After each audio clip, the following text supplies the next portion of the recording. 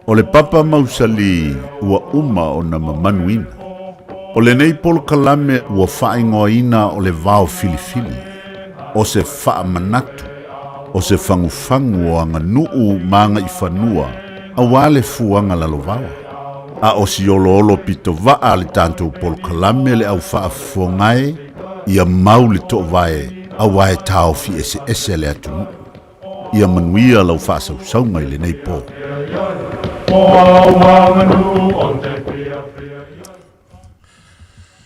E karikongu Samoa, e le koe kau kapu e inga au mawhakio o le vasa loloa, i le ngeia fiafi. Ua o Samoa e whai mai e se e i papa ai kiwi whalangilanginga. E kiwi whalangilanginga a ifo i mamalu o le kua. Ua e makawhangua i le kua mea uma e si ufangua i lo kako ola. A makanga foi mara ngā kaanga o lau soifua ma lau ola. Ngā o lea kua ngā ke sila fia. Ia lea li ili ngeia fiafi wa whaasopo mai a lea kua lo kou soifua Samoa. E ui ngā kako wheiloa i lunga upenga ka whailangi. Ia e whaafikai le ang le lei whaasoa o lea kua i lo kou soifua ma so mako ola. Pa ia o Samoa e le koe au kala inga o le vainga liunga kaa. Pa ia e kumau o usae le avea. Maka mai le maka whangua se ia pa ia si ufangua o le ala kaua. Ia o le kala le lei, au whainga luanga kofi le akua. Mako ke whakalo whaku ma le nganga whaalo alo le ngei kula. Wofo i kaimi masangi. O le porkalame o le vau filifili lunga o aso lua kai kasi ka o le valu. Mea lea Samoa ia malo le pale. E ufo inga malu ulu le ngei akungu o mako mafuka kuai. Ia e mawhangawhanga i le alofa o le kua mea kako ki whaia. Mea lea, ia alofangia i le kua le ngea fiafi ma lau whasoa. Kala aku le leinga, ia o le mako ua kakalo. Ia kua oi le mamae ma le usi. Lau whasoa ia mamae le alofa. Ia usi le whea alfangi. Lea whaiwa mawhakasi aku. Ma le kofai a mangwa vaia po le fionga fo ia lau fili. Ia le faulo kousi sila mai. O le klinga fo ia mangwa vaia. Ia whako a fo i mai Samoa mai le vai aso lang ke aku ngei. Ia e kolu whamasinga o Samoa. Ia ngisi fo o fuafuanga. Mea lea i lau kua whamangwa vaia. Ia mako ki whakalo whak. Kalangoa fo i pa ia mamamaru. Ia whenka uale fio ainga sa ngaufale ai makama. Ia kengange fo i ol. Whaka ma maulolo kui lo ngako ai kele. Le vanganga kula fale ma upu ia kui sa mau. Mea lea, ia. Ma lole, so i fu manguia, whakalofa foi lo po. Kako wheiloa i ngei au kilangi li lava yaso. Ia na ngawa e whakalofa mai melponge. So i fu manguia. Ma lole so i fu. Ui va malole. Ma lole hole, kaua kai kako pokarat, ka harapa hole. Kui sa mau kako. Kakasi ngei fiaf. Ma lole so i fu mau malangi ma. Ia. Ui va malole ang le lei male. Alo faktau si mai o le tuai. Kako loko soi fuma. Ma si foi o. So iola. Ngako koe si fai fo ngei. O kalami mak mo fia ya ngoi le au moa. E? No. Toi fo muia. Kei foi le. Hengo kaulagi a keiko. Me sirin ka o lewa. Kako feo fofu kai. Linga ia fiafi, ia, e uvoi ia kako le whiloa i ma le fionga i kaulangi, ia, peionga sa ngole sunga le oa, ia, karusia ia i le langi lako i kaima le upeo le fionga i kaulangi, ia wa kofi makiu ke kukongu ainga i Samoa, o kako lea whaiva e masangi ai. Onga e ile, sa umar kako porkalame, ia a whako a mai kau i lunga le, inga ukosia ki aku e fasili lea sa au mai lunga kako porkalame le vai aso len ke aku ngei. O le fasili langa au mai ia po fea mafuai le laungiu nga sae lua. O fea nga mafuai le laungiu nga sae lua. Ia pea nga mako wa vaku le keimi o kako fasoa. A ia ingi fasili e oso fafua se mai e se ai mar kako porkalame wa vaku. A le ese kai me kari ko ile po ia ko akari ia ku lisi ka ko por kalame. Ai se ele le nga kari mau ki ngoa ku ki kari fa ko kope aku. Ia e fai ma aluf po. Ya. Kare. O le fasili la lenga au mai. O fea ma fua mai ai le laungi un sa lua. Ia ka ilo ia i pe eise isi vaenga o polunge e ai le laungi un sa lua se i fa so mai foi le akungu. Ai o le fai kaua ia e pe o ngai ai. E pe fa singo i kukuila. O le laungi un sa lua ia o pe o i kukuila. E o le fa lupe ai se kasi o i kumalo o la kiki ko kongo kukuila o le laungi un sa lua. O le e iei fa lupenga o kukuila. E fa pele kala o le auso e ko lua mai a kua i polu. Sa malanga i kukuila. O ingo le auso e lea o luku ia ma solo. Ka ungu aku lea or kama o luku wa ngofo i whankongo. Ia luaku solo ngofo ia ua. Ia kongi mawhauwhau kama o lale koe foi mai. Ai ole ango ngofo ai kukuila. Ma kausi lele iai. Kaukua ai. A ole lale ole vaa o kama nga la ai le saa ole ulile nga folau ai. Ole lau ngiu nga saa e lua. Lea la e wha lupe ai ngisi o fale upolu ole moku sa sae. Ile lau ngiu saa e lua. A maka aku i a ua. Se ia pa iai oi fanga alu. E wha lupe o le lau ki nga lau le lei. Ia wha pia fo i le lau ngiu nga sa e lua. O i le lau ngiu nga sa e lua. Wha pia o le ingo kuai sa iai o mapukas. O lea la le malanga kama ia nga kaungu ua kukuila. Ia o lea mafua i o nga koe sui e loa. Wha lupe loa le lau ngiu nga sa e lua. Ia peo le karilea fai o whafonga mai le sa fisiri mai. Ia le pe kau mau ku peo ka mai ki mai le paka le mafua i le. Lau filima. Ali. Lau ko wha alu po. Ia. Ua mo e se o skami voi o kan fai kau leo le. Ali. Uta maua e. E pe e.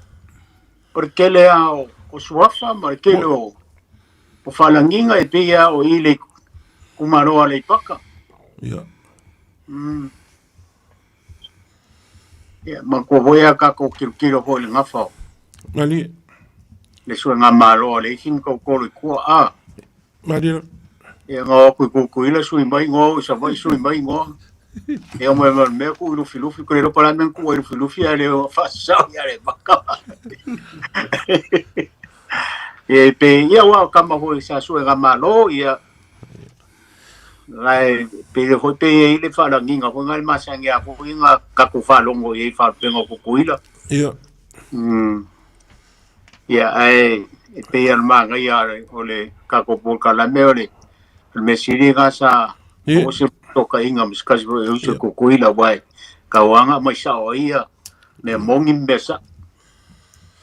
Ia wange lau kalenga lo po fa fonga nga sa ia pe nga mo ka mga o le ifi mkau kolo afe i le onge ku ai le nga i le malu le fale nga fa lupe ia fai vai eu ku ai nga mai si mea mar ku mua ia o le ngai kaimi i le fa fonga anga le aku e ingisi o ka mama ku kua nga kalangoa mai Samoa ma a mai le lako fa afkai le kako pol kalame e uanga mamao Samoa le lako mai kau mai ia o lo e maka mai ai kako por kalame me le e o foi ai si ka mama ko ku e se foi le la ko fai kau ia ar ko ke le ai vala o mai ma fa malo mai kako por kalame ia mu ia ngai vai kau boila am ia ngai vai kau ia o mo fu fa longo mo fu le ia le vai kai mo kako ia e fiu e ole ko inga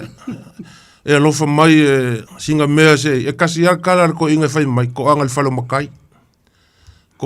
makai pa wale ole mea au kako ia pe ole nga ole O kinki leo lenga o ko inga au mai se me se kau. Ia lenga foi o kako uso mai kukuila le foi ma sango kako mafuka male ko o le moksa. Ali la kalenga kusa mau le mangai o kako por kalame. Ia o leo ala kako kusa mau. Ia o foi o le pule. Ia ma ko fai ku ia anga. Ia pe o leo kako panga le langa pe ia kako le panga mas ko inga kako fefe so ia il kaulang.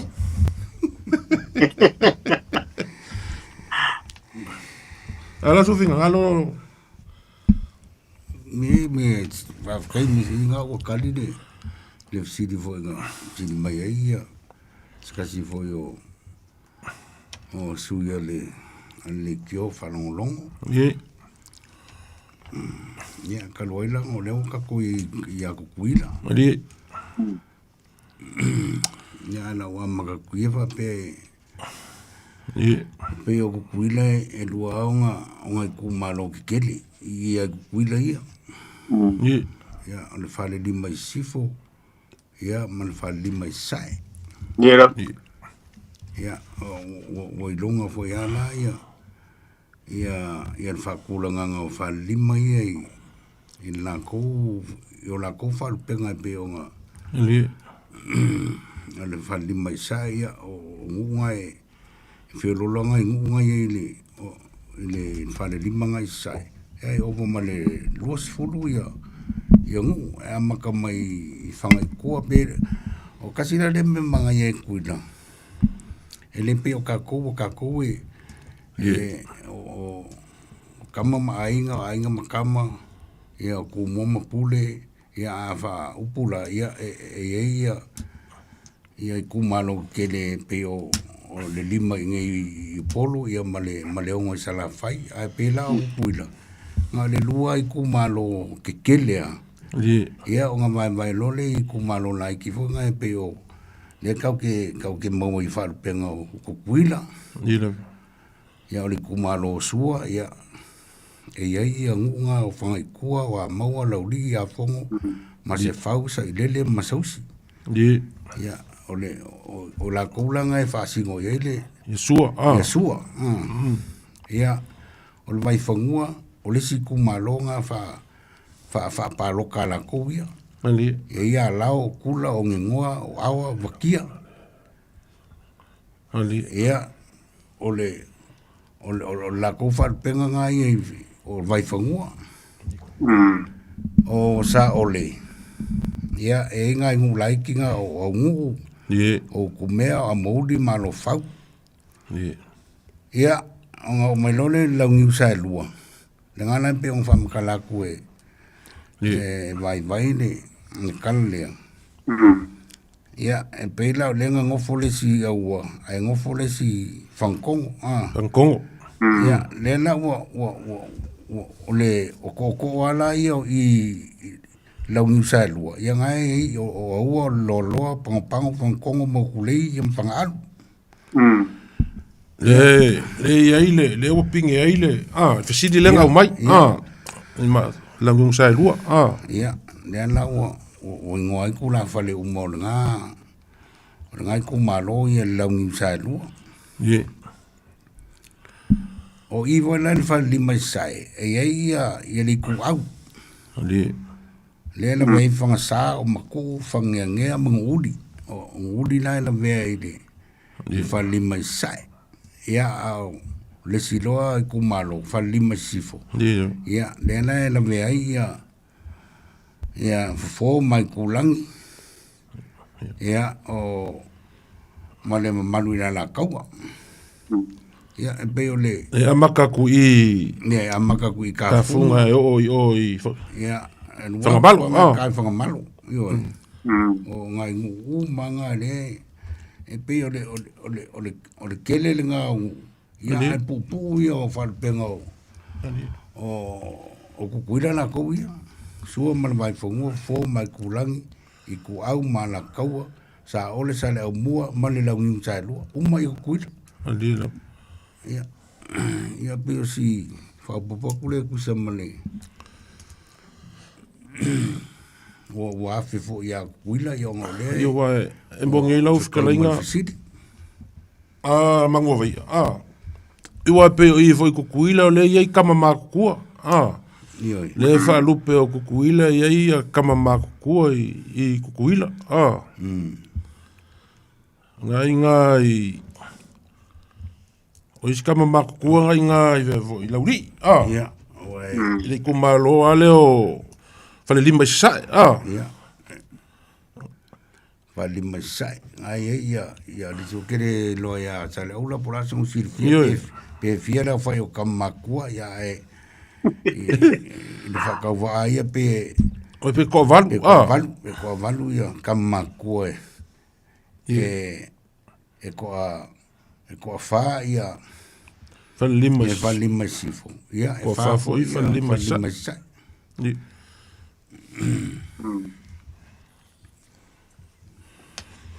O kama makua la le i lima sai o le i lauli. O lauli nga ia muri kawa pele. Ia ma fai kau i lava. Ia lesi ko lua i wakia.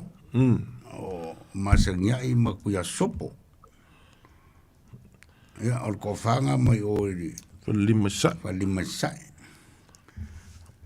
Al ko fale i lima sifo le malai loa. Tui le fango ma. Ko fala le i lima sifo. Ia ngai ia ku le fango. Kuia ngamoa. Kuia ngamoa. Ia o olo maoso. I leonge. Ngai leonge. Ia kama kola ngai kuila i. Wa ling kama ko mungu ngao. Ako ko falu. Ko falu. A fa lupe la kukuila o la fa lupe ngo kukuila. Ya wela nga fa lupe nga. Fa kasiro i kumalo ye. O fa kasiro la ye leo. O suo mal vai fongo wa suo mal vai fongo ma le ngi sa lua mai ku au le la ve mai ale ku le. Ali. Ya fa lima sai. Ya le ai ka fa la ngi nga le. Fio suo mal vai fongo. Ya fo mai kulangi. Iku au malakaua. Sa olem sa le mua. Ya. Male la ngi sa lua. Ole au ngā marka ua ole fasidi le ngau mai. I war ko kelo kako e kele nga si malanga ma kako o kukuila. Kele foi malanga e o kukuila. E le leilo wala kukuila malanga. Ia wa malama le lei kongu o ngo fo ia kukuila la ko. Le wa kala foi kusa mau mal kala nga ya sale aula. Ia kama makukue ko valu lo lala i kukuila. Ia. Au longo winga lao kama makukua e lala i kukuila. Ia ko o fale ula o. Mongo. O ke le iloa lo fipoma kusa mau. A o langa whakau kukuila ngi mea ke kele vo i e masangi nga whakau i kukuila. O aila ngā whakau o kukuila kai peo kākou ia i kumua. Wailonga a ia whare poru lako ke la ngār whakau o poru lako ia. O ke le loa alof po. Ia. E maa ia le whaasopeanga i sesi mai moku se sa e wai e sa oi o kele o maa ua pe wa wheanga o e langa whakau kukuila. E wala umangi waka ko i ponu se bai. Ako kuila la le whaisinga le maamala mai lele o langa whakau kuila po e la ngat whakau kuila. I ro kama i lo ye. O ngai o lo kinga o longa kinga o le falingiu i kukuila. Ia e flasinga o kau maamala mo whaifusi. Si lewa o mafuka ye. E pe o kama ia lau ke la ngā whakau kukuila. Kamakua. O kamakua o la kou e. La ngār whakau. E la ngār whakau. Ia e pule whala la kou a umar whakau a wa pefi ngaloe. E ko ligi pe pole. Ia e pule la kou. E pe o la kou a e whaau ku ye. Ia o la kou fu e. E whair whai ungar kanka e a veri lau. E wha pe ngā. Ele pio kako e a fai mai o ai e la unga ia o nga au kama ia e makwai. Ale. Mas ang foi ngo kikilo kui e o kama makua ia ele le sui le mau ko sui a. Ali. Yoi. Ka kilo foi mau ko sui mal pal menge o ese mamanu sol. E ilo afe ko pula. Ah. Yeah. Ilo peo kalai ku sa mau e. Ele peo ka ko e mo ia o la au si le fia o sia kai me. Ma ko aru ngara ro afa ka. E fa mai au pule ongo sa la fai. Ma ko mo e polu ia. E warga kai e si rongo ba. Yeah. E la ka kilo iai. Ao kukuila e se mamanu sol. Ma nga iai la kukuila e se va o. E ia kama makua ia kua ko o. Pai me o male tulu e ele suinga ne ele. Wa long fa la nginga nga wa ngalo ke longa so makai e ka wa kama makua. Nene moko sui la ka o moko le pres ke nge kwa o. E ele ula fale ngai. Ele ia se bevesi. O le file mui. E kau le fai e fai wha kau la awa i loa fe ku pula e kau on ku ko. Mole. E a ele pe o ka ko se ku ruk. O e o le pule. E a ku roa ku sa mau. A jolly. Como. E a o ka ko a le bevesi vo se wha kau. E le manga e vo. E a o kukuira e o pe o ku manga me o. Onga wako fuia kelenga sale ula. Onga kukuila e se mkako. O kako o lego fasa lafa ia suafa sao ma kuna kulanga ia. Au kukuila e kasia. E kasia le kanka e avel whakakenga po le maunga. Avel le maunga e kasia le maunga ia whankong ia pangpango akoa. Le yakoi. Ioi. Kasi le yakoi i kua i. Ioi. E ei la o ngā vai koko. Ia o kamalanga e au ngā lala ko i meo me ia whaloko i whale ia a kūlo le loloko. Ia ua peo le ufuele le o ngā pau ku kaula mangua. Tēnau ki lau koe whāpenga o le kumaro sua ma le vai whangoa o makua o ka sua ma le vai whangoa le iei muri kaua pere. Sila fo ke leo wharupenga i o kukuila. E koe kia kukusa makako. E fo nispi ko ngula ka vako le fio sa ke leo le alo salmasinga. Ia ar ke leo o wharupenga o kukuila. E mongi le kelenga kusa mau. O ke lole nga sa mo le va ngai kukuila. Ka mo alo ai kukuila ia sa ulo i polu leo ka ko fak.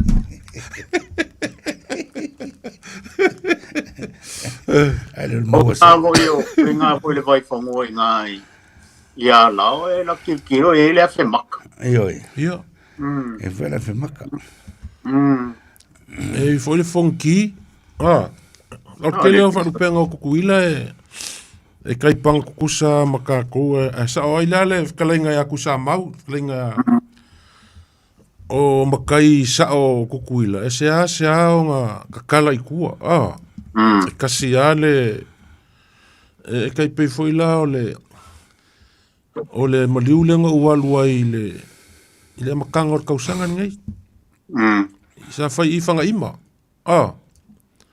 i fanga ima ia e kasi foi al sua fanga ima ko kongo nga o nga me a ko nga ko inga la ko kongo nge ole o pal menga ko kuila pa wa nga ole ya pe foi o ia o nga ngu wa fanga ima le sua fanga ko inga nga ke ngai kongo le mau ko le mau ko fongo ko kuila e pe o ka ko kala le sua fasau. Leia. Ia.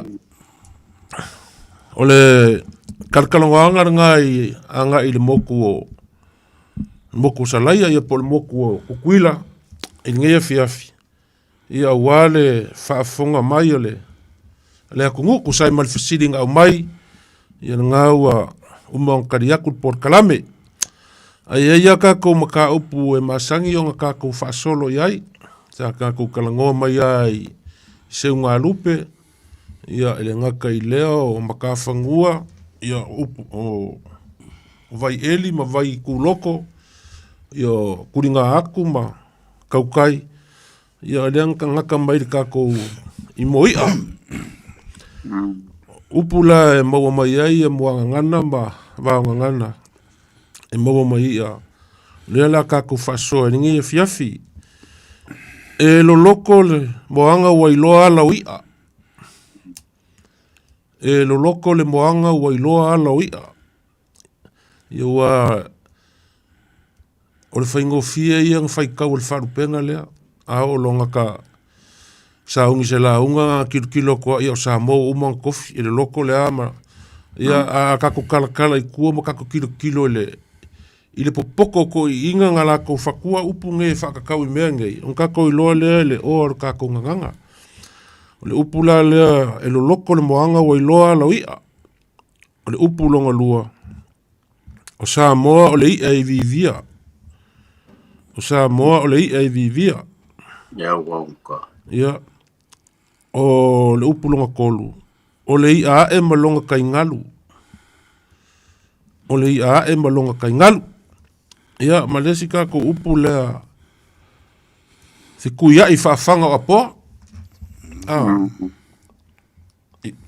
kuia i whaafanga o apoa ia koe pauwhangi le vaso ka kalangoa i upu mau mai ia ma kai whaai o makau kai whaai o makau me la lea sa moi lau whaafanga mai ma ia kako whaasoa ngā kako ki whaasoa whaakasi ai lea la kalangoa por kalame ia ka penga mai lau finga ngalo pia ka kalakur kako lainga o le kako kalangoa ile e lo loko le moanga wa iloa ala uia alof poma yeah le aso lu finga ngalo le wingo le upu lea o le upu e masangianga whaanga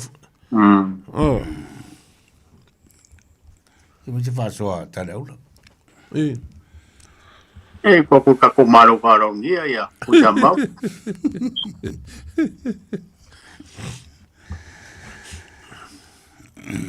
Te wanga wai se si winga lo loko a kule.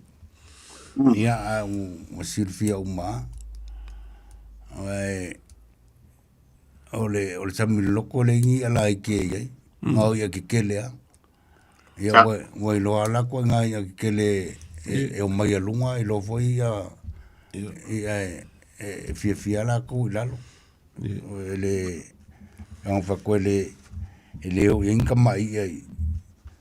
Wanga o ia lau ke nga fakia le moanga sau. Pei o le kai kalea ia ai aku kulona ele loko fa le fa ngai. O fea le me e alu ele Samoa. E loa longa fa singo manga. Moi loa longa long kamali anga. Pe fe le mele ia ia le fa penga o ka ko Samoa. Na fio ainga kama mainga. Ia o le ala ko inga ia ala o si le fia Samoa le ainga e fasingo ia ia le swafa ma le ainga pe o so kai kalea kau fa winga inga la kamai ole op ia ma le poe e afu mai al sami o pe o ngof kalai vai ile mo e fo el popoko ko inga nga fakwengi ngi fakunga upu fa pengi ia ale ai o malkemi o le kau ki fa nga inga la mo le kau ki lo o le sa o le leima ma ngo voi ia ke de vo nga fa nga E si foi la unga e foi la unga fa nga sa o pu foi la unga. Nga kau pa so lo ai le mamla mare le po le po sa o pe se. Ia. O la ka le. Alo. Mai manga.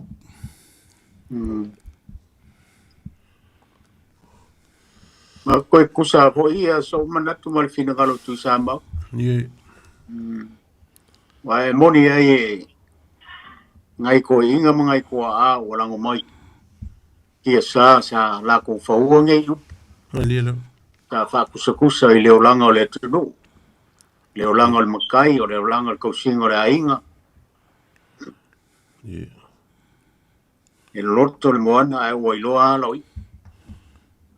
Longo vinga po le ali lo loko le san. La e ke iloa. E lau whikalai ku sa mau kulanga ne. Tau i lei. Halo? Ai fa so mai po le tunu wa te leo. Sulu e mawai fingo te pe ale upo e whainga kai whale. Aia. Olea foi. O so ka ika vai le upu lea. Ia wa ei upu e panga kukusa ma e whaafea ngai ma le upu lea e lo loko le moanga wa iloa lau ia. E whirwhiria le vau makua wa iloa lau kama. E mau walunga foi le vangi mongimo wa ilofe ku maka kekele o Samoa. Longo winga ka whau winga e ka ika. O Samoa wa umbanga kofi. E kofi mai ai le sami e kau le vau makua. E o le vangi mongimo. O la ulanga kau whau inga foi le pa aku whakasi upu ia kolu. E lo loko le moanga wa iloa lau ia. E whirwhiria foi le vau makua wa iloa lau kama. Maualunga foi le vangi mongimo. Ia wa iloa whiku maka kekele. O Samoa e whalau iai kaukai o Samoa. Kaukai malanga. O ila api a fuai so ulangonga. O le kau o le upu. Ia pe o lenga whikalai kui sa mau. E le mawhaia ia o le papau o ngā ofu ai kaire me ia e wailonga ia o le loko ngā ngofu ai kaire. I le moanga sau. Ia e le mawhai fo ia o le moanga sau ia se vanga ngā isi ia e masangi o. Pe o malia e o maiuka. Ia pe o le whau inganga ngai pe o whikalai ia mangwa vaia. Ia po fea e ke anga ia ma kalangoa ia o e loa o Samoa ua umaonga kofi. Ariera. Lo loko le moanga ia ua iloa lau ia. Pe aku whawhea ngai maisi upu ia. O le whirwhiria le wā makua wa ilonga o kampa sa o ngā le upu ngā li po e sesi winga le upu. Ia o le si upu lea o le o Samoa o le ia i vivia. Ia a whawhea ngai o Samoa o le ia i vivia ia o le fue lave.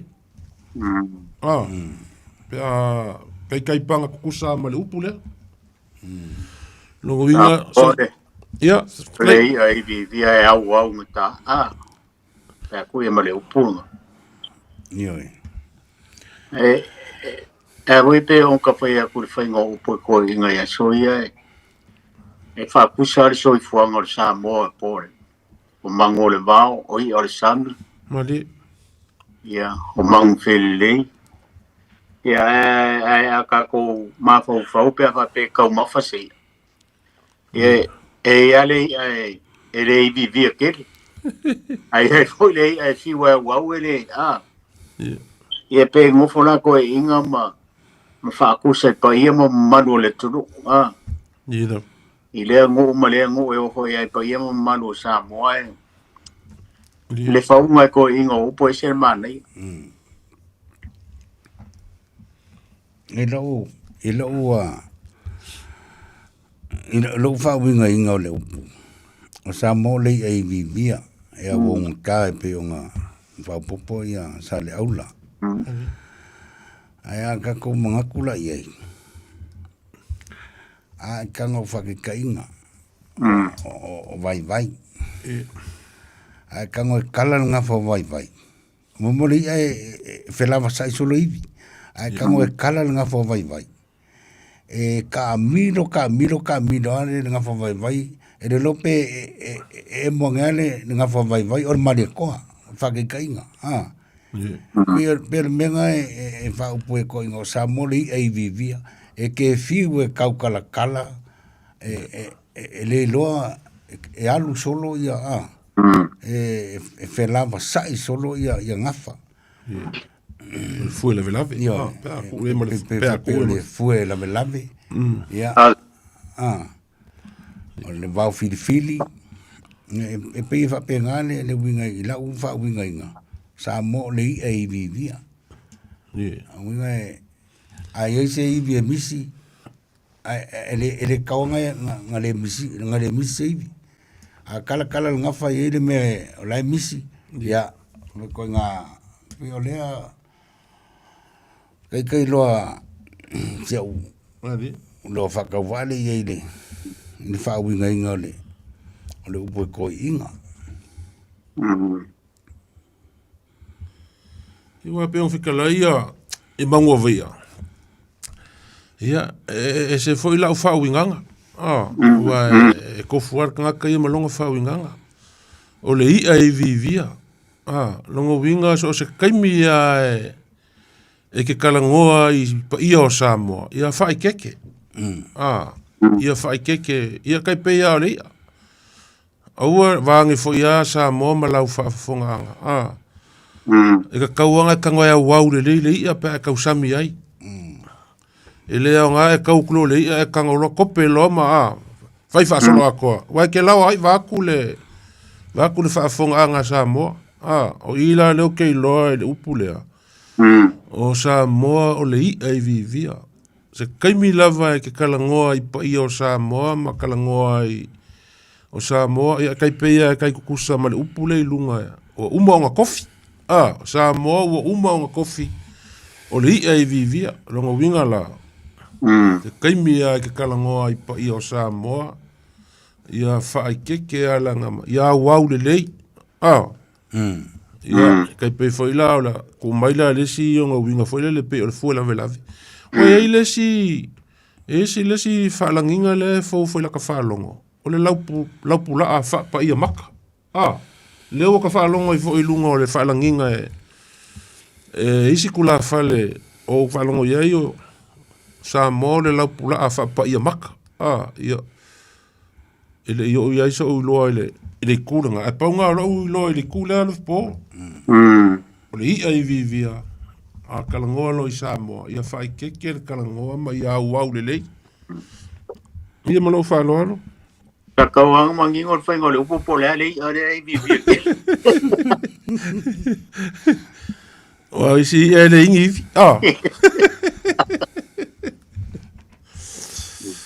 ole ia ema longa kai ngalu ma ngai fosi upula malonga kai ngalu ole ia ma longa kai ngalu ola foi le ia ele masinga ia o kolu i lofpo so vai popo ia ngai le ngai popo ngai ela se me longo fie ele ngu le ia la ele kala o ke le o ma se kala le ia nga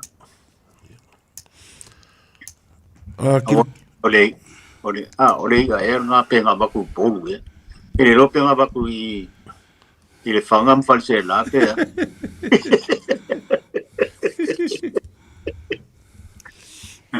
pa ole ia le kako ke masangi ya ke le lo ki munga ma ya ol palolo ya ol kemer palolo ya nga ya pero ngo ele me ole ya eba ele ngo ele ya eba ya wa ma ko yo ngai pasale ngai e suafa ngai e ho farsela vai ya le malu Pea kau pea o kama e pe ngā kumare a pea. E kairo e nge ke o se lo pala. Le ngai le oi. Le oi pasale a. Pu a. Amo. Wa pe mongil fikala inga mango vai a. Kile le winga le upu le a e malonga kai ngalu. Ke kele loa ki munga foi lele wa. Ia kawar ka ko make. Ia ko ke kele fa apololo. Isi foi mea ka ko ke loa. Ia. A whakusa foi le moso oi o makua. Pula le moso oi ma. Ia o vape o makua momongar kui. Pe a whai kau e pe fōringa kalangoa le. E kalangoa mea o le si o manga. E kalangoa fi ngoka nga i funga o la au ia ma mea o le si o manga e ma fuai o nga. Le ki o foi whai mai lesko inga foi le pala le maa le kala le pala le upu. Ia o ngei kuskusinga e o maka kou. E o mai se kupulanga e kilo a upu ia. Pala le maa le pala ta. E pala le maa le pala le kala.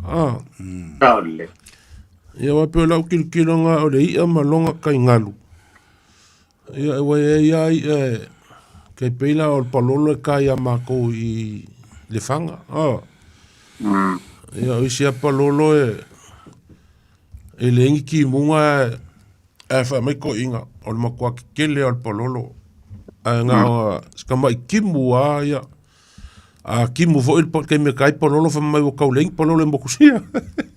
Mo ye. O le ia malonga kai ngalu. O le se ki kako umaro kako upu ia nga ia kala lole o kako lenga. Fiku ia i whaafanga o apoa. Fiku ia i whaafanga o apoa.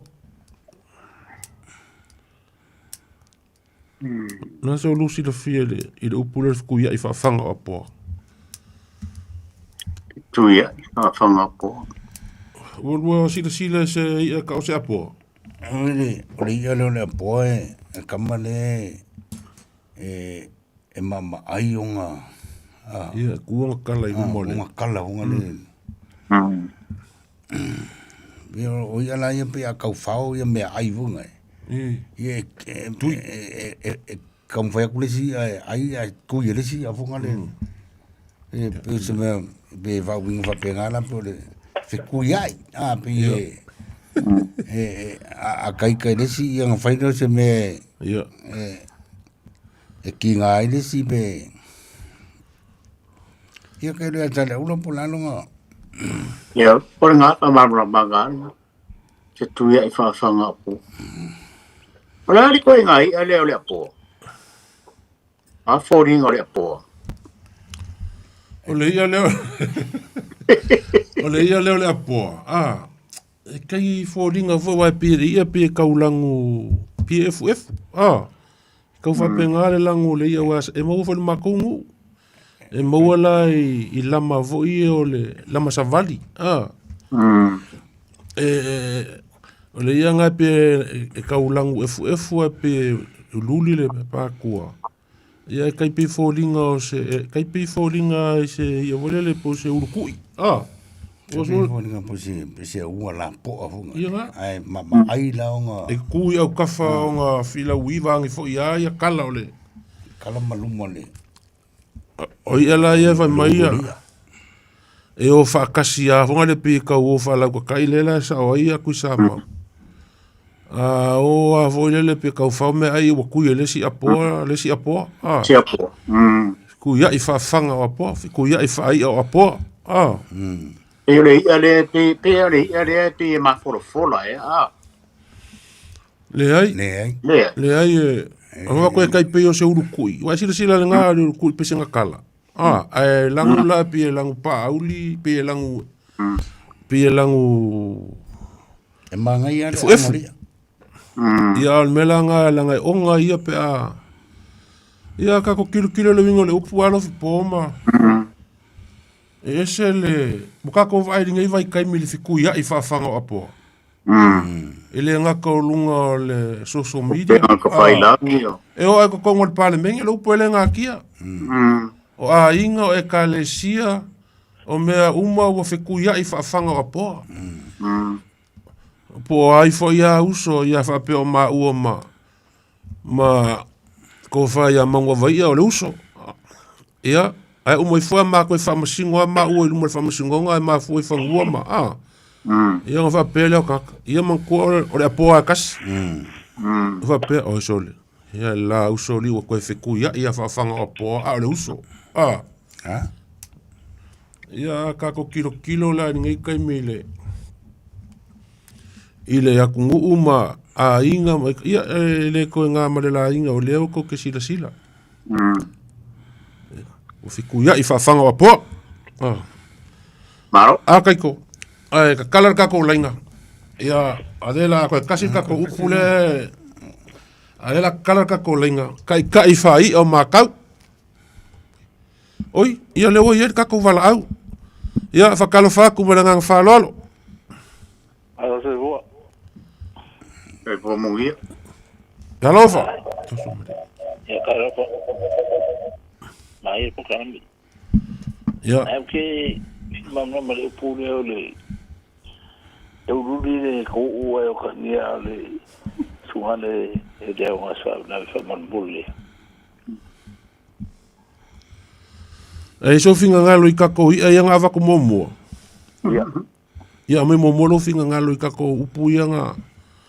I ke o whafuse I aku se kari I lau fisili ale o kusa I wanga ki sila whira kari o lau fisili. No, o tak fa o to kin. O to kin. O ke lo lo kin mo ana e su kai ma ko e. Isa wa. Yo quero cancan I fa malau ro ngale la lo ku le ma le su ma. Eu cancan ko malau lo vai. E kusa le kan I fa malau mar kan el malau go e ngol malau ye kam. Ale malau fo ngale la lo ku. La lo mbolo ka e kan yo be. E vale curioso ver como e kauro. E kangoro fanga. Ia. Fa sa vai e malaunga. Rei ko kan. E kire ka wa ko a rei ko ka. Ia, lo ma fa. Kama ke burro ku le. O lo fa ia. Ia mari. O ke lo fa o ka o ke lo aski. Ia o lo la kan kan ko bra. Mari. Ia. Yo so weze malo po munga ngala ka. Ia wala fa lo. Alo kai. Alo kai. No. Ia. Pere mo se apolo. Ia whakalo whaku malanga whalolo. Ia, kalo whaero whio mui. Ia, kalo whaero lenga whaleanga. Kalenga, sa leula. Po mungia. Kalenga ia kuisa mau. Ia. A se hoi le whiongan kukolahi.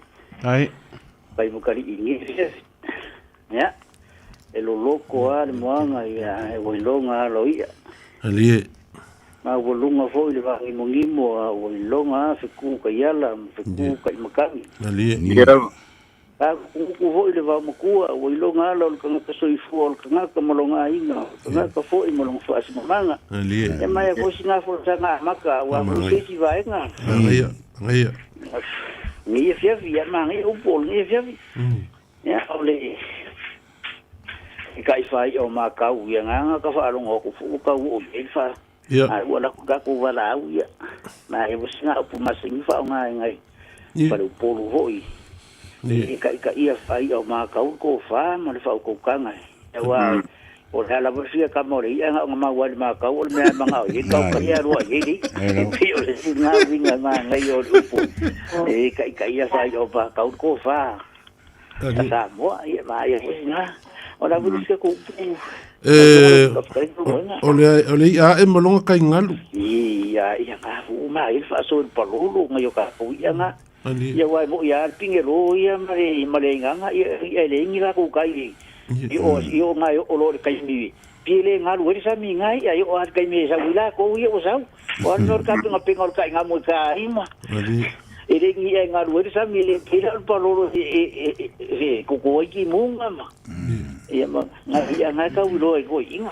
Fiku ia I whawhanga o po. I ma ngai yo fa so di o ia ngai ka o ia ngai mo foi la lo o le ma o ka ma ngai ngai se ku ia ile ia nga o ngai le se ia ka o lo wa o le ia ko ki ka e va ai le ngaro pa of ia kai pe ko ki ka pe se mango o ngai le ma pa o ki le wa le ia pa pena ngai kele foi ngai si lo via vai kele ka ko ka sa mi ngai ile vai ia mo si la le ia lo le po ai mo foi la lo o ngai me ngai le se ku ia o le ka e mo fala ko yo ko fa po ru fa pe kala me ai nga ai le se kala i venga e se ku ai ala ko fa bigeri ka fa ir kala nga ka sa bo ale se o i venga ai nga e fa ma sang is ka nga e mo fala ko ma yam se ku ya e ka fa ila fa pe nga u pu i yo fa nga apo e mo fala ko se ku ya ai mau lo abang yuki ya sawa ko ro so ai no ri lo ma ya pa ka wa si vale la fa ya allo allo ai el fa so anga stai mo ne fa fi ya fa le nga ba ni ya mo ya ai ba kan o fiel por kala me fa fi mo ye kele le fa mo por kala me po ya ah tu fo ya ya Olha foi fa so lenga fai mai si uso le eu luli ku a eu kangia elang me makal sungale le pai sungale pai ele se be ai foi pai sungale le mas ia ka ilo I luang u ni lo fianga lo poma poangi a foi Poangi o umang whaanganga mo. Poangi sa ko ngu. Ka kalongo ia. Poangi sa vo ia mo mai loe le mawhainga kausa mia kaurele ave ma mari ka ore ngu. Waka kausa mo ia so ia whapenga. E mai waa vo ia pola ni mai mawa ai kai ia ele mawhai ave mako inga ma. E pe ingi sa or kofi anga I fengari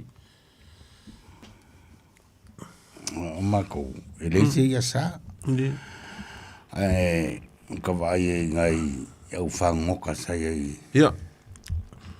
va kalofa ku malanga fa lolo kalof ya fa kalofa ku malanga fa lolo ya ko kala Alova Plaudi puxa mau ya lolo kana sale aula ma ia upu Pale mai ni fiaf.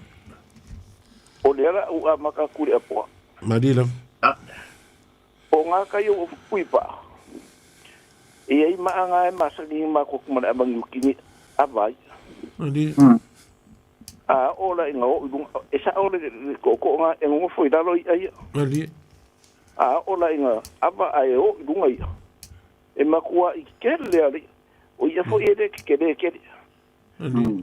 Ai o au kafo le ulo le kuro e ye me ya mamai mo kele so nga kango foi la e ke o ele ve le faina nga mau ki foi o ingai e o ngi ia sena o mari o foi le ulo e o yo fai ba mele ku inga ku ile ku o so nga ele se amo e o la inga wa mau ko ma lu pe nga foi le o le o la muri o le o la ia mamega ko I fo I kulo e fai ka de pe de amu kuli uma I ho o ole sa eu ile ia o kuinga ia usa menga de sa fa pe ngai o nga me o le se am ia ka bo de maka ai man ma ki va ia so ia ali menga de apo a lo ia ia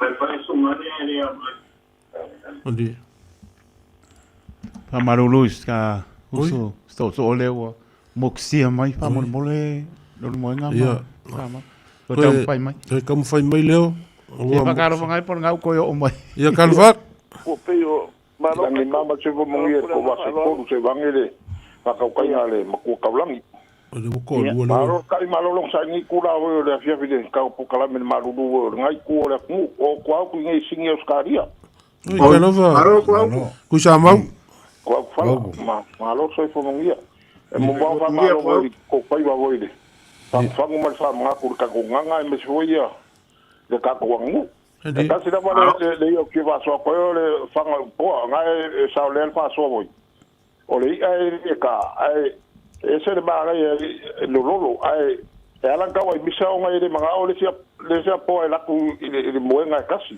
Edi. o le ngai le e wa kere nga kai I o si fa la kai dei ngai ese le ai lo ngai nga ku le pa ku se la ve ai yo we afu e fe lo la ve de lo la ve ka nga nga ma lo a fer fai va yo con yerería mo peso con finalo mo sei po la dei Hello. wa pa o no no ko me ka wa mo alo mo ka fa nga we me so ngai makai ka wa ma ka pio ma ko Ka se fo yaku, Samoa. Kai mo fa so. ya kere el vocalave mo yere ya fia fica ko fero ai pia Soy fu. Ya, kalova. o mokule Ia.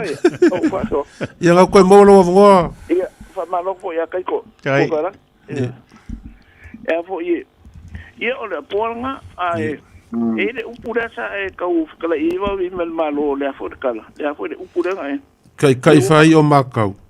le ai le upu fo le nga e kala ye o le a e le upura sa e fa pe le upu fo le le sa ka o le mkanga le sa le o lunga la ukala Odi. o le mea nga le ka u ka ko fa fo ko yu e aluar ka e le upu le pe e ka o sala e se la ai pe fa pe o le upu fo le u fa pe si e le ko ya sa le vai sa nga momo e le ku konga mga ko fo le ku konga le nga mga o le vai fo le nga pe ku mga o le ri Odi.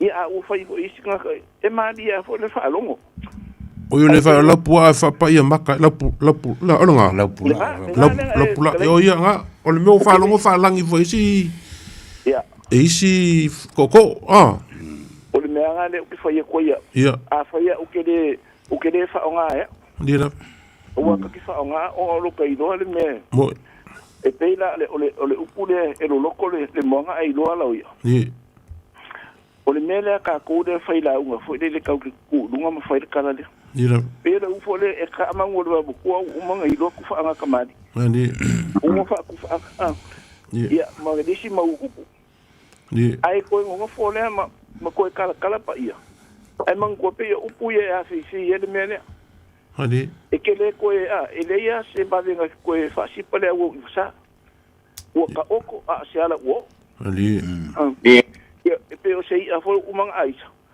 ia ai aka ko fo ia ko fai fo le ia ka mam ainga awa ele le fai la ngo me la u le o ulanga nga o ke mangu mang ai ke wan wan ko ia ko fai mo mai pa fi fo le o ia o ia ia awa e pe fo le fai fai fo ka ko e fa pe nga la mai ia o puat pungi anga ke le do fai ile ai ia wa a manga fa pupu ka wa o ula mo ai a kai fo ni mu a fo le mal la pisikulo ali ia e fa la via maka ali a lu nga o da ni ka ko o le kai fai o makau ma o le si le mo le upule o le a e malonga kai ngalu ia o longa winga o se ia la po a wa e le ngalu se kai se ali se kama ia ali a longa winga e fu fo I de ka fo I de fai la ali e nga kama la po fo I le ngalu e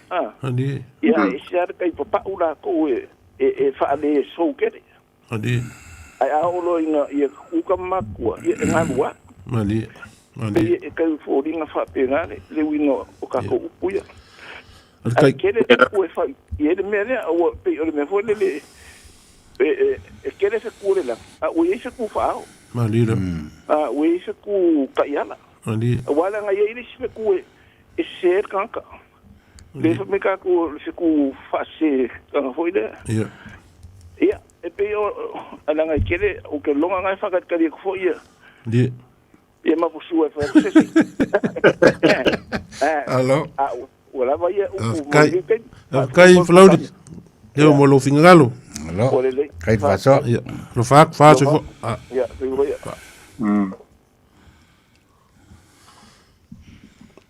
Ia mai finga ngalo na kungu. Ngalo finga ngalo na kungu wa nga ke la ofisili ak fo ile ya ila ko fa ma lo fo ia poangi ngi esa o kofi anga.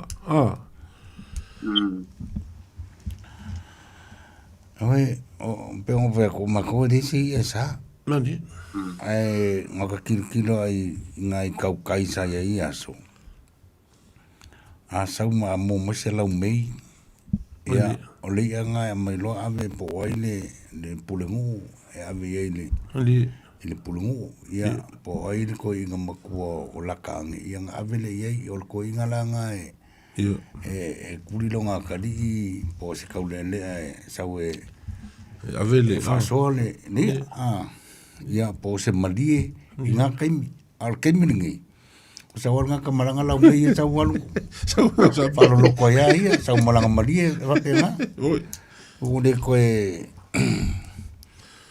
sa oi wa e ia ngo e la ko sa e or ma ko mu a ma wan malie mo le la ume e pe a kilo le au le kau kai nga vai kau e pe a kuloa a kau mafanga nga sei o i ange e per ko nga foi le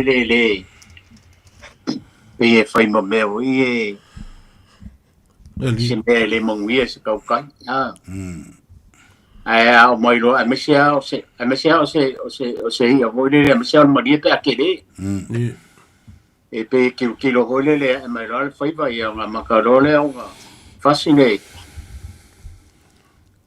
a penga re a kuloa fa fonga mai le tro e mo fai se au e fa penga ia a mo nga mera ikia ia e ka mafanga sia wi e pe o ia pe o ia ka o ia sai ko nga so le fang o le lau mei pe o ia fo ia e mo nga o ia sia mo e le pe o le me o le aku ia o masangi wai aso ia pe o le aku a mo mai e o mai a faia ka mafukanga voi kau kai lungo sami ko a ko so va iuka ai te ia o ia o le lau mei mare ia le o le malie o ia ngai pe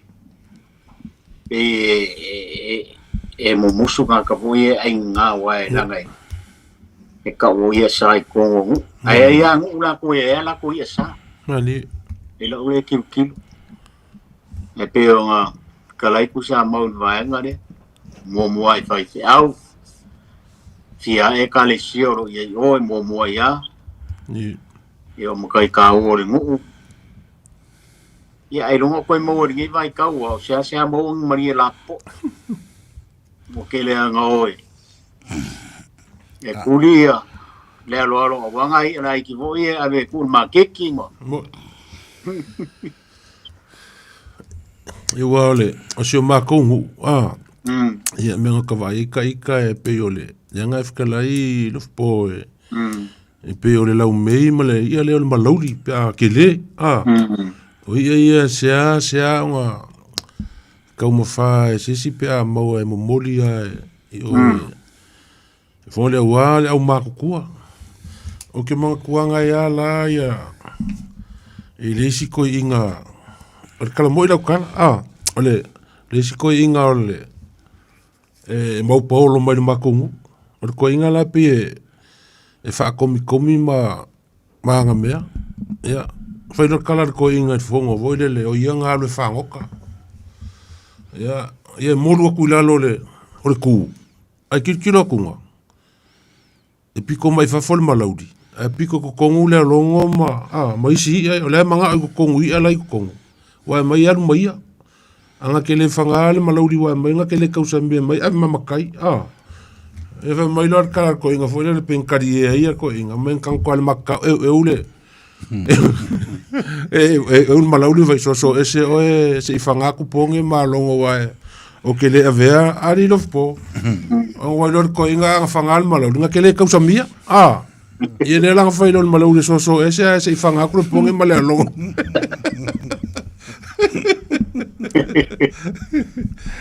ai o ia nga ka ko ai mo seri o le lau mei O le leva o fia se furu kausanga ele i koe paisesi le, ai kasi le ia esere maanga ia le kausamia, ai mai se au makukua, o le ia le lau mei. Ai pe o ia ngar makungu, saka wa ivo ia il kaimi o soifua ngai ko inga mako se mako ainga, ia e mau aloa se malau li ke le, ia o le ia ngai ave mo lau makukua ko i ko ingu, ia ai mai se fo le lau mei.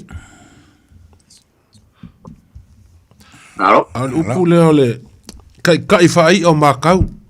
Ma ngai fa so fa le anga lenga fa so mai ai. Kai fai o makau. Ia la sa o le leile wa man ko fo ie. E ai fo ie le e ai mo le pe ao ngo ki umari. E ai le ku ipu fo ile le lu e lulu ele pe ao ke mila o saunge sele le mari e lulu e kaukaima malonga va e iri ku ipu va penga e foi la ma meu le maungu e kuyo a koso mai la le maungu e sau aso mawale le maungu e muli mai malia mai le maungu ko ngole aro ko oi ya kalova ya soifua lau le nei oi soifua munguero la soifua leo soifua munguia leo ka oi ya lagi makafi do ko ya alo ga sa go ya vai balo ya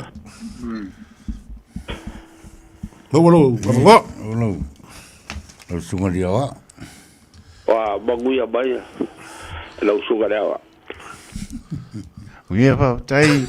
Ya, ba so fua. Ko sa bau. Ya. A pe vo le ka ba bai, Australia o ko fo Australia. Gai ga mai vai. Lo sunga le o singi o le kalesia. Sunga le. Le skengi o le likiki a Samoa ko ngai au kilangi. Le makau.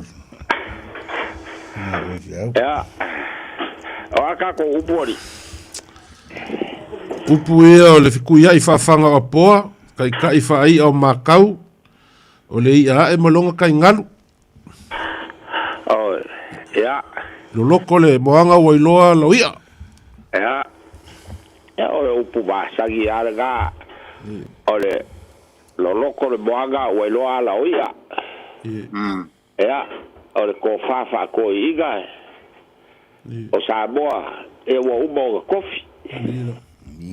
O foi o kaoko kupu mai. Wa Samoa wa fa bai ko iga wa ka per faleri wa bale per o pega la uga wa kala maka so o fa o kumua. Ole wi ga lo loko le upuga. E ga fo e fai de mau ka guku le mau. A wa lo ala o kaba.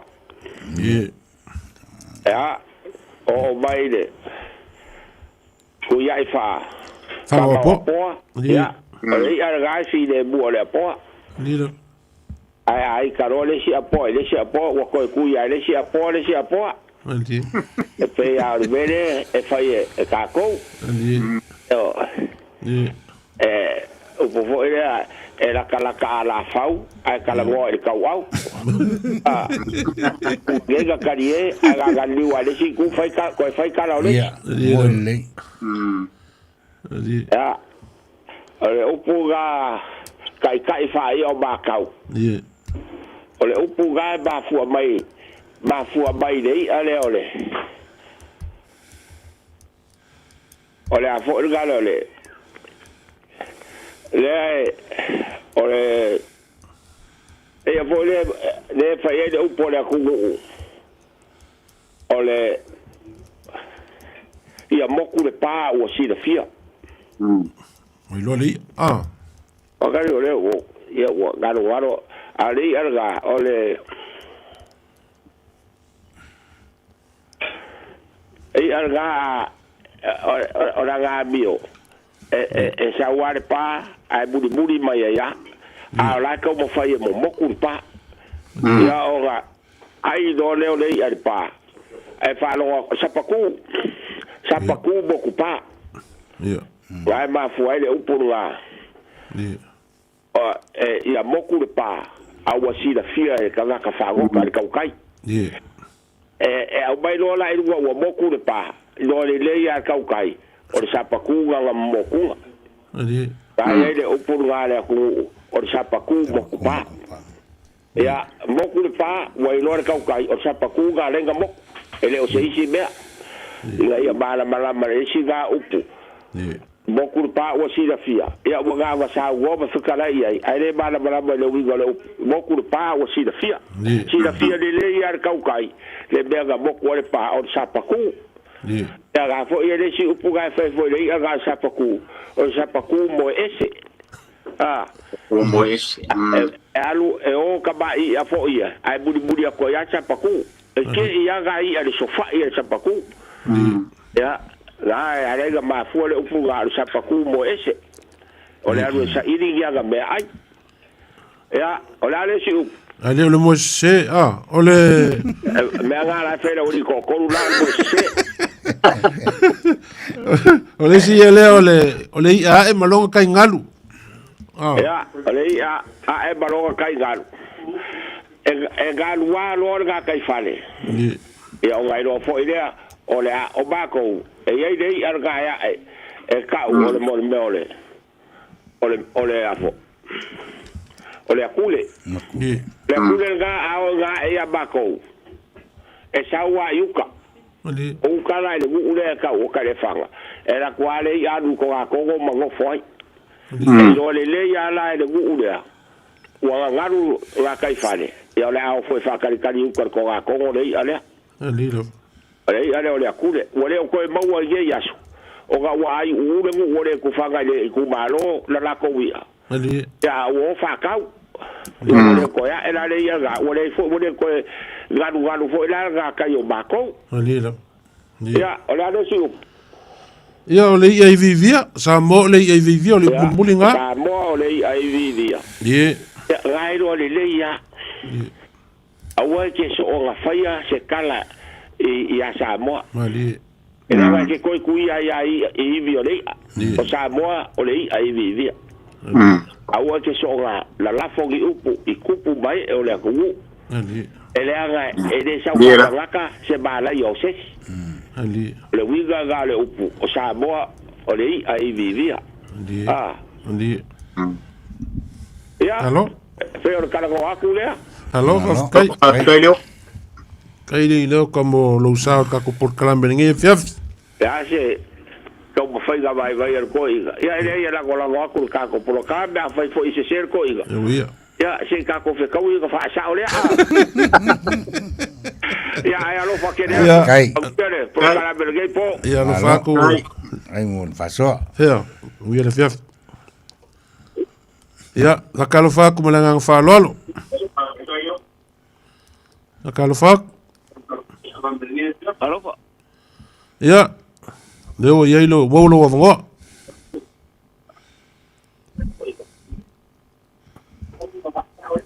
Alofa. Barone, se fo, vai. Ya, oi, fal fiku. Malo se fo. Barone. Ya, no mo we, lo skrenga vai mali. Foi ya. Ele nga sale aula ya. Le foi mai ka wako le. O se e mai le. Koko ku sa mau. Koko ku sa mau. Alofa. Alo se fo mo we nge fiafi. Ka ya lu ngolua. Alo. Como que? Ewa, se o kalinga, malo lava ka waka o vai ya kule malu ruo lunga ya kilangi ya le vai ko pe ma fanga le le ngofari o sale aula ya skaria. E ke si no fia o le o au kilangi le fai no voler ka ko ka pi o malu ru fa solo a ko ya le yo nga ke la kala ka mele nga mo le sem pinyo le. Oi. Malo fa skai ya se o kalinga e fia longo le. Kala le maunga ngoi leo, shala whaire ngo fwoire ri inga leo, sale aula le maa ngai on whasoa. Kai. Kai. Kai. E ngai e fiafi, ia magat kongu fwo.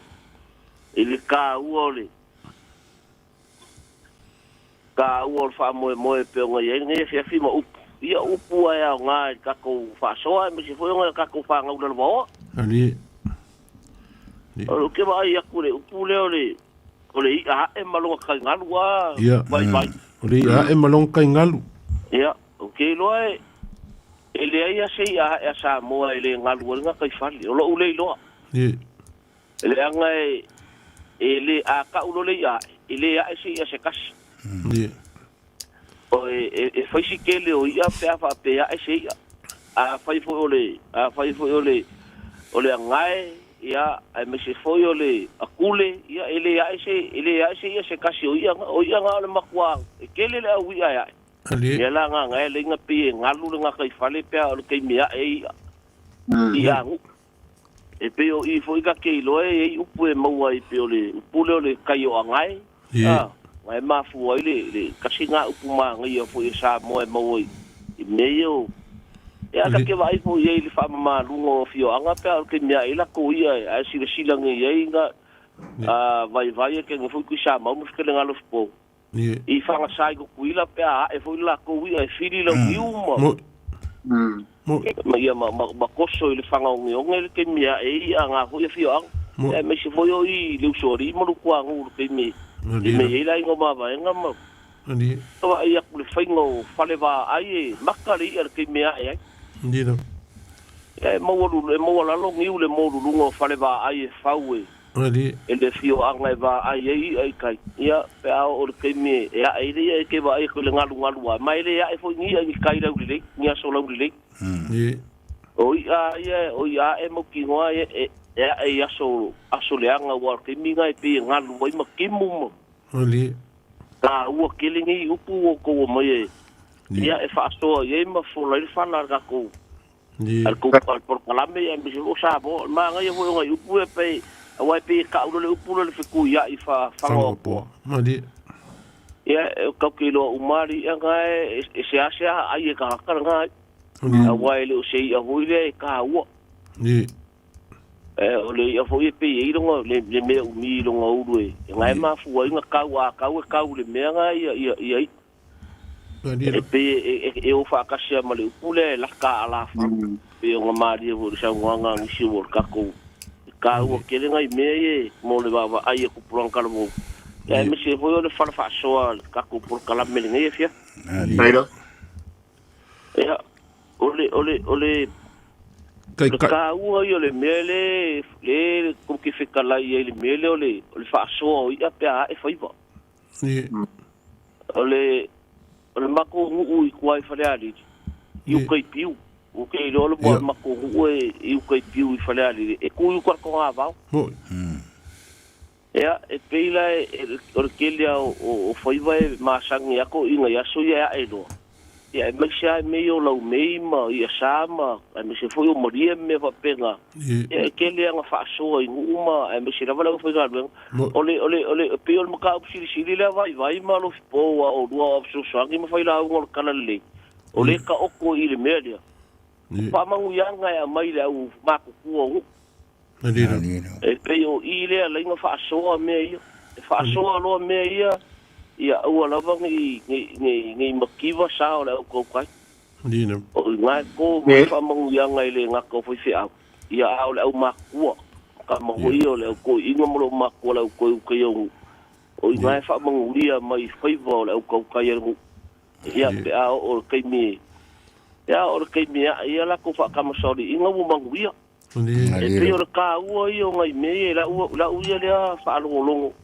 ia ke ngangi foi le ko fa so ngi fia ia o se maka upu e se ka o mo ga ko mo ka ko fa wa e o ko inga mo ma ko ngi vai ka pe wa ngalo wa nga me alilo pe wa ngalo wa nga me wo pe wo pe wo ka ku al manga vor ka ka ia va ngi foi le ko mo fa ko sa mo ngi vai ka ia ua ngalo ai le mea sa ka ko sila o ko sila mo ka ko wa ai ngai ka ko kua au lango mau mo ki sa I ka si ile no fole kua ia luar ia ka ko va ai ngai fainga pe ko fa so se kasi pole pa sa funge mal fa mai o e se ma ngai o nga ku ma ngai fangua sa mo o le ko va ai ngai vai ka na Ia e pe ua whainkaan koe vai o lau lea. Alo. So sa ngiaku vai ma ku Samoa ka gange foi le. Alo. Ko vai kuku. Ia mai sunga foi le. Ia oa ole. Kama wha sau le langi ngai ku le foi. Tai. Foi po krabe. Alo. Nia po. Manguia kele le fa mo ngai fiafi ka ku fi lo i po se kaimi. Kai le, fa soaf marka, malut fa fiku. Nge fiaf. Oia. O faku. Ia, soifua ia. Soifua. Alo. Alo fa so le nge fiafi. Le wa ke le afi ngoko le nge fiafi ku sai marka ko por kalame. O le ke va foi wa. O el ka ko kaimi. A kai. Le o el ka ko kaimi fa mo kai ka ko por kalame. Alo. Alo po. Ia. E pe ise mea ke... Le ise mea. Kau ke whaawawa pe vai eso lea, vai ka koupui o ngā kai whare. Ia. Ka ko o vaso le, ka ko por vaso le, la ka ko o au kusea ma le au fai aluanu. Ama lo fa kai Samoa i ngai fiafi. Le wa i fangua faiva le vau filifili o Samoa. Sa ku kai lo penga ma koso le fa lau wa sei o le ngai fiafi. Ia ma lo fa so fa ka mali o le fa ko kanga fa fa le polo ka kalamai. Ia war ka ko por kalame. E kongur fa moe ia ma ko ke fa malulu ko fo. O le asa ko fa fonga mai o le asa kala o le kau ka mali ila ko fa fonga ia o suanga le vakele ko fa fo mai le por kalame. Ai ngia fiafi ia mamori aku le nganga fa kai mo ma lolonga le leo ngia fiafi. Mai le ko fa ia lo fipo ma le klenga ia mangwa vaia. Pe foi le sunga ia kai kuma so vai ia ma ko fa aku le ngia fiafi. Ka ko fe lo i lungo le po la sulu le vaso sa u ka le valu ia mo ia ma lolonga le fiafi. Ia. Foi fora po. Fora po. Ai te voia. Ia ma lolonga le fiafi. Pero ai vai fo. Ja, laat die voor je.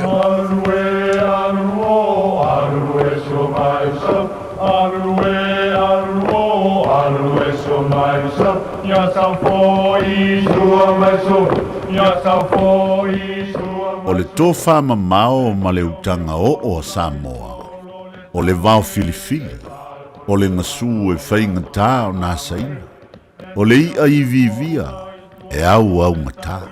O le fue lave e le whaingofie lona tala talaina. O le papa mausali ua uma o na mamanuina. O le nei polo kalame ua whaingoina o le vau filifili. O se wha manatu. O se whangufangu o anga nuu maanga i whanua. A wale fuanga lalovawa. A o si olo pito waa le tanto polo kalame le au wha fongae. Ia mau le to vae. A wae tau fi ese le atu. Ia manuia lau wha saunga i le nei po. O awanganu o te fia ia. Alue so maipsa. Alue so maipsa. Ia sa po i sua maisu. Ia sa po i sua maisu.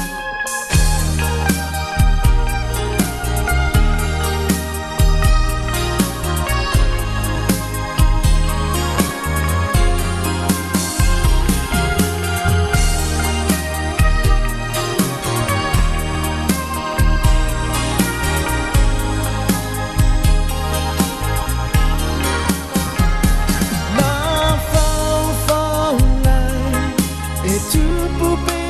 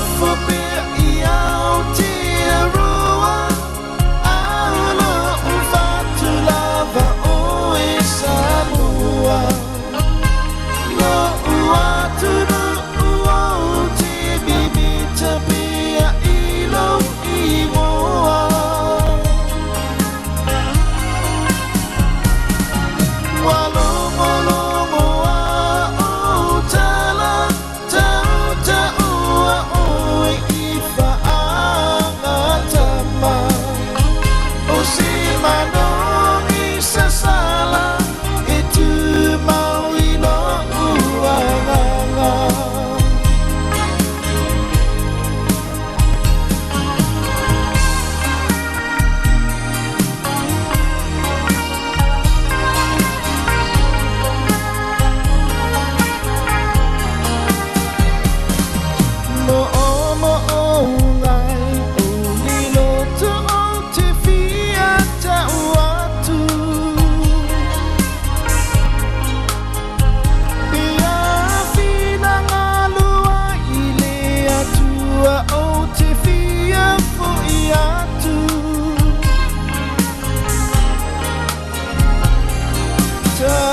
Lucia ai taunu ulo ufa moe moe Samoa yo te fo ia tu tafa atasi maoe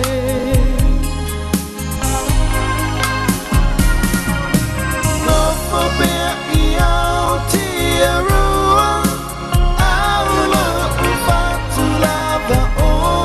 Samoa, lo uatu no uate bimita bea ilo imoa.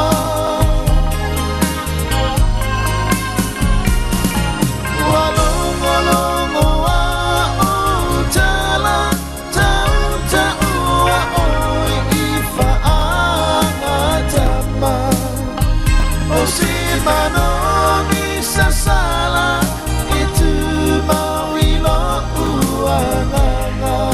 Sili lava Samoa. Si po mani orang kata ula bendi. Pabaya tuai po il por kalame paso malo le tenu pa malo pa tai. Tu lo tola po lo mal se ta tu mali pa la unga le matango pier paso ya me suet mali o lo time tali po tato por kalame o le bao fili. Para tu lava ya talalasi Samoa pa tai. Ngano pa ni matango pier lava me uma foi bi ngai ne tua ni po ia to mani e tro mo te mala nei po le wa afton la male tu la iba le ta pero mai sunga pa penga ya sana fui mo na kafi e o tato por clame muri po le nei po a reto le ola smela pa ponga Samoa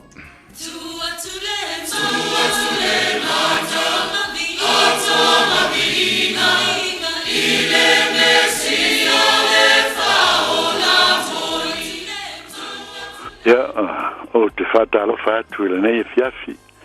Alo le soifua manuia e lutatu o tunu, tupu mtumali, whailaunga, whalu poru o tō whinga.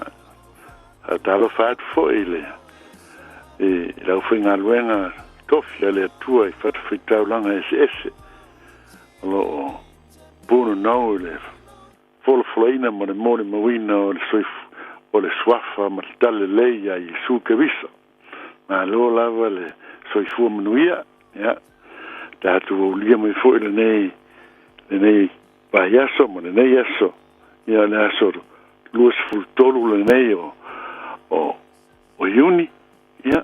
Wa mat fo i ona i ule, o te i tua le aso pupu o le tausanga, ya leo tatu tue fo tuai, e le manu mlama ma le mawhanawhana, o le nei fo i tausanga ma sino o moa ia a le nei fiasi o le tātou por kalame masani ia mātango fie lava le atua o loo ia o ina ma whaatonu ina ma teita ina ia ma futa ina i tātou i lona alofa mātalasi tātou whailoa i ai i lumo nu ai leo tua nu ia ai alo meia a tātou whasangatu mo le tātou por kalame pei ona a sao noa i ai.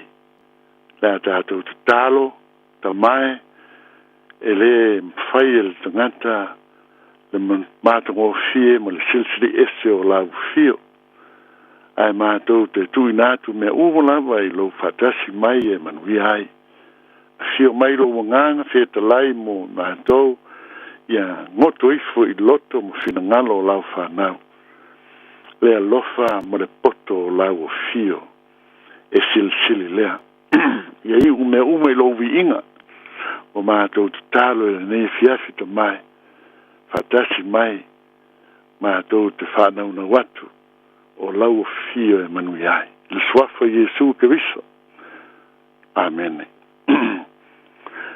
e le tusi e whata oto e lona ta upu e wha ai fia whaitawina le whai upu le luas fulu e o luas fulu tolu tātou te mafau fau iai le nei fiafi whata oto e wha a lona whai upu e luas fulu e o le luas fulu mal tolu ia tātou te manu natu iai tāua mo tātou foe a soifuanga ngā iluma whaafonga i le whaitawina o le fionga le tua lo wata li ie whaalongo mai ia upu ia wai mai au talinga i le mea au te whaiatu ai aua nei tea ese ia mea i o mata ie tu tausi iai tonu o lau loto awa o ia mea o le ola lea ie ua maua ma le mea malo lo ai o latu tino uma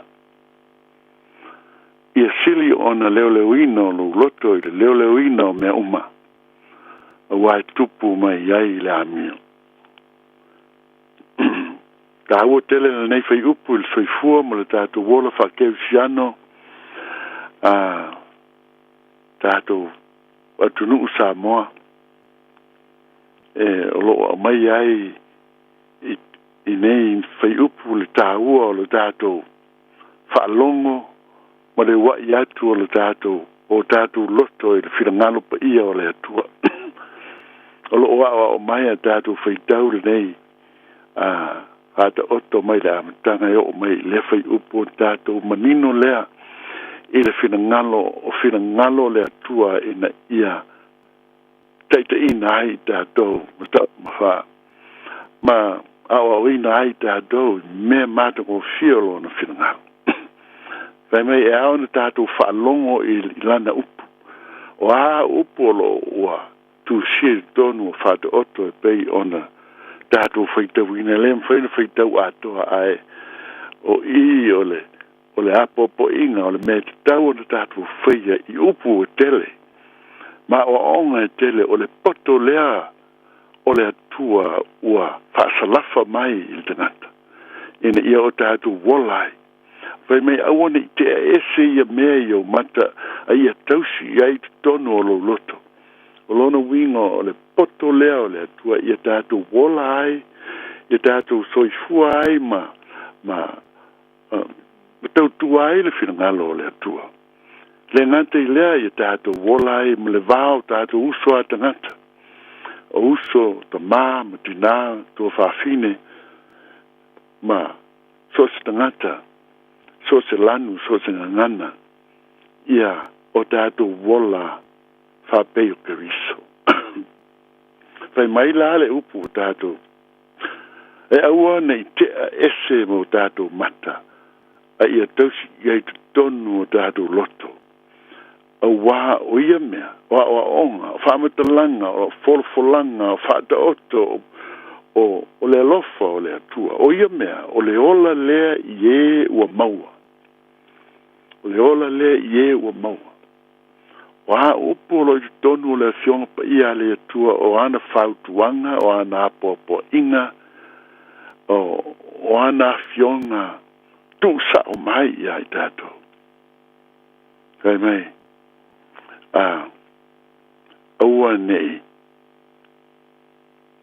te ia mea i o tātou loto mo tātou ranganga wā o ia mea o le ola le ie o lātou maua a tātou mawhau whaula i upu o tu ina mai ia i tātou on tātou manatu le o a upu a peo no o batu o i toi whaamanino atu whaamama lama le fionga atoa le atua le fionga atoa polo o tala noa i lana soani po lona awa i mai o lona anganga pa ia o lo fatasi mai ta po le ala tu ainga upu o lo a mai i tonu le fionga le atua mo i ta tau lana whana o me uma ia vai mai le fionga le atua i tausi iai u tātou teu u tātou loto ina ia tātou wola ai. Ioe, o le mea malolo ai o tātou tino, o me whapewhi ana malolo o tātou tino. O te talitonu i le fionga le atua, o le upu o le atua, o le vaila au lea, o le manuia lea o le tangata. Pe a tātou muli tu i tūlanga ao po o fionga le atua o tu ina mai ia i tātou. Mai ia sili o na leo o lou loto i le leo o mea uma, a wai tupu mai iai le amio. A tātou wola alo lofa, a tātou wola usi stai, a tātou wola wha maoni, a tātou wola wha mangalo atu, a tātou wola on sai mo le whapare pale, o a winga ia o le amio lea le atua, o le finangalo lea o le atua mo i tātou. He mai i tātou leo iai o tātou loto, i me uma tātou te whai. Whai mai, a wā e tupu mai iai le amio. O na tātou wā amio a i lea. O na tātou wola ai lea tātou te. O tātou te le iloa o na ita wha moe i stangata. Tātou te ino i le tau i masui. Tātou te le fia ola ita. I le stangata i se aso atoa po ni aso se lua po lea. Wea i tātou le ngango le atua. Tātou te mana lama manino ai. I winga whaake wiso. Ina ia o tātou talanoa atu, tātou tali atu, tātou whamangalo atu, mahanga malu atu. I le soifuanga o tangata pe atu tupu. Fai mai la altu spa ia. A fai o oelea. Mele le ia o loo apapoa i me eile nganga o le tua loo. Pe o na mai launga i suilunga le maunga na vantei o tulanga uma. Fai mai i le tusi e whātou. A fai o oelea. Tātou ia. Tātou fia. Whamangalo atu. Tātou fia. E anga le lei sostangata. Po le ale mewa. O tātou wola i tosa ma le finangalo pa ia o le atua. Fai mai ona avea i lea. Fai mai ona tupu mai ai lea o le amio. Le amio. Le amio le lei. Le amio tau safia. Le amio wha mangalo atu. Le amio alofa. Le amio on sai. Ma le amio ola wha pa iaina. So o te amio le lei o finangalo i ai le atua. O le amio lea le ao ina tupu il tenata. Ai tau te sila fia mea lea ele whamanuianga lilo lei tua upu ia whai mai ia le ne fiafi. Whai mai awane i te ese ia mea i o mata. Ia tausi i tono lo loto a wā o ia mea o le ola. O le ola lea. O le ola manuia lea o le tangata i lona soifonga. O lau a mio le le, o lau a mio atua, o lau a mio whakeu siano moni, o lau a lofa i le atua. E te le manatu e ita whamoe moe i stangata. Pe whaise winga e le tusai mo lona whitanga. Pai mai e ola manui ai o tōtonga, o lo tangata atoa, lo mawhau whau, o lo tino atoa. E te ola manui ai te, eisa, e le ai mo se mea o ono ai lo loto. Le se mea o lo e wha atu ai, o lo wha tupu e le li el nere o langi ina ia, teita i ese ina ai da tau le mātango fio ke viso. Le mātango fio le au onga, le whai mai, leo ina ai o tātou loto. I le leo o mea uma, e pei ona leo ina o mea, o wai tupu mai ai le amio. Ai ole, whai upul nai rufu lua lo whapea mai. A wā o ia mea, o le ola le ie ua maua. Mo le mea malo lo ai o lātou tino uma. Mata ngō fie tele, le tanganta o lo ola, e le finangalo o le atua. O le poto atoa o le atua. Ua saa mai, ua tuina mai, i tātou wolai. E le o tau fie se si mea ai o mai na o nisi mea o le filangalo a toa o le atua manuia ai tangata uma lo soifua ai Keriso lo ola ai lo tatu o lipa ia o lo filangalo ina ia whapena fo e tatu o lai ele o sei tia pe o le o nā tia po o lo o ua sama ina ia tatu wola i le poto o le ali ina ia a vea ma mio o le tatu o tatu tangata i aso taitasi fai mai a tatu wola ai ma sani ai ona wha malo lo ina ai leo o tatu wola i le tino ona tatu wola mato fia i le ola fia ola manuia i te le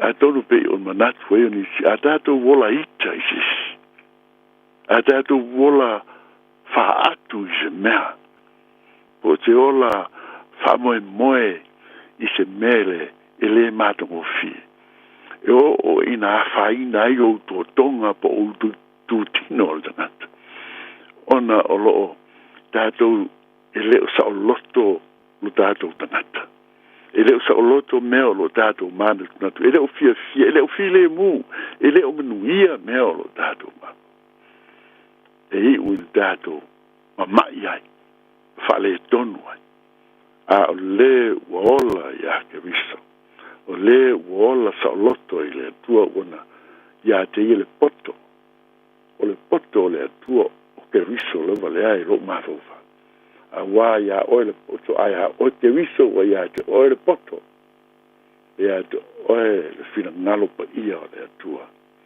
o ia o le māmalama o ia o le upu o le atua o ia o le atua li utipu tangata whanau o le atua le nei fiafi ma le tātou mata upu o le tātou mafau fautele upu o le fionga le atua ai o lo whapula ina mai ina ia tātou wola fia ai o tātou wola manui ai fai whafonga la ufai tawina lo watali ia i whalongo mai ia upu ia wai mai o talinga i mea o te whai atu ai o wane i te ese ia mea i o mata ia e tausi ia i te tonu o lo loto a wā o ia mea o le ola lea i e ua maua ma le mea malo lo ai o lātou tino uma ma le whai upu mo le muli ia sili ona leo ina ai lo loto i le leo ina o mea uma a wā e tupu mai ai le amia ia whai ia lava le atua i lona sili ese mo lona whirangalo alofa i le leo langi ma ona tangata whātua tua ia tātou mana tua le alofa ma le anga le leio le atua ia te oe maa mai tātou uma lo mātou atua lo mātou to mapa ia whaafitai tele lava i le nei fiasi ma le mātou ngō fio la o fio ua e saina mai o mātou loto o mātou whaitau iai o na mātou hofo lava lea a wā o aua fionga o mea o mātou o fia ia e le au maua e tangata a ua tuina mai whasau loto ina ai i mātou lau whanau pe a whai mātou te loto atu ma mātou usis taima maola ia o fionga pa ia tamai ala mātou te talo ina ia taita i atu lo mātou wola i atu oe le atuai ma ia vea i mātou ma whanau e fia i ai lo fina nalpa ia. Whamanuia le atua i ai la tau oe o whalongolongo ma le tutoa. Whalongolongo ma le alofa mpole. Whalongolongo i le talitonu ma le whatua tua moni. E a mio le tangata i le fina ngalo le atua pe a whai ma tau te tausi iau a fionga. E malo lo ai o mātou tino uma. Ma mau ai mātou le ola. Whaftai ia folfolanga tamai. Mātou te talitonu iai. Mātou te whatua tua iai whamanuia mai. Ma ia taita ina ai o mātou o langa. Taito tasi umanei. ina ia o mātou wola whaavavau ai whaatasi mo nā uwhia. O ia o mātou tālu sanga i ni e whema le tele o tālu sanga lilo. Le tuai. Whaamalolo mai ai mātou. Ina ia mātou hola i la uwhia i tusa o lau wa mai ai dai mātou. I le swafa Jesu ke riso o mātou te tālo tuai. Amene, amene. Ia whaafitai tele lava i lava noa mai la fionga ia teito ai meise le tio Samoa. Tātou te maua i pēr le lava noa tātou te whaalongolongo ma tātou feitau do na fionga pa ia i lea wa yaso ma lea so lua. Ia whapena o na tupulo na whinangalo i lou loto mo tātou langona. Ina ia tātou wola manuia ona o le alofa o le atua i hai tātou. Ia manuia tere le nei fiafi ma le nei wa yaso. Wha tasi atu le atua mo i tātou umalama. Ia vi ia i perlo an suafa. Whaafitai le whaafonga mai, whaafitai le aua i mai. Ia tātou manatua e alofa le atua i ato ai. I suafa Jesu ke riso o tātou li. Tātou toe whera i le nawa yaso mua, a nei taimi ia whātou wha soifuina. Soifua.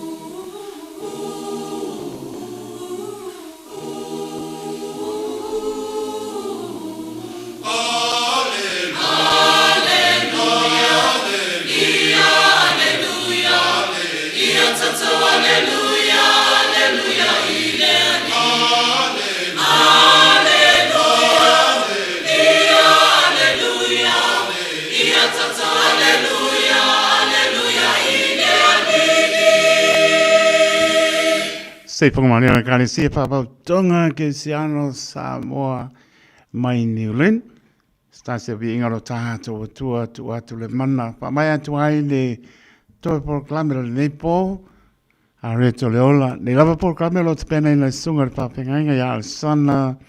Pui mahona makapi po asalua. Vai aso taitasi. Ea, mole atu whamano ma whapetai. Lo sunga le pengainga al sana mahano tā pena.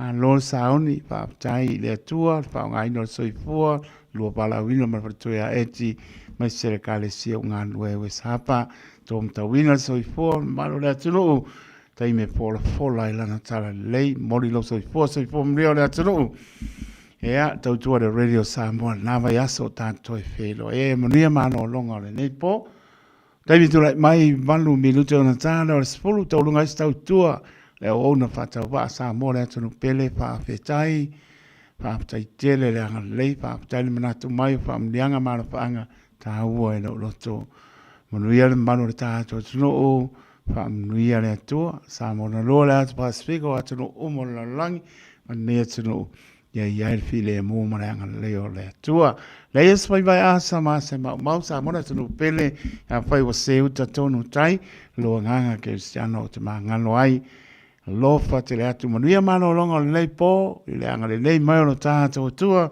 iona au la mea i mona au fa mano lo mau le aso ata au falling pe tato i lona lofa malona nga lei tai se taloto le awona soifua ma ia manuia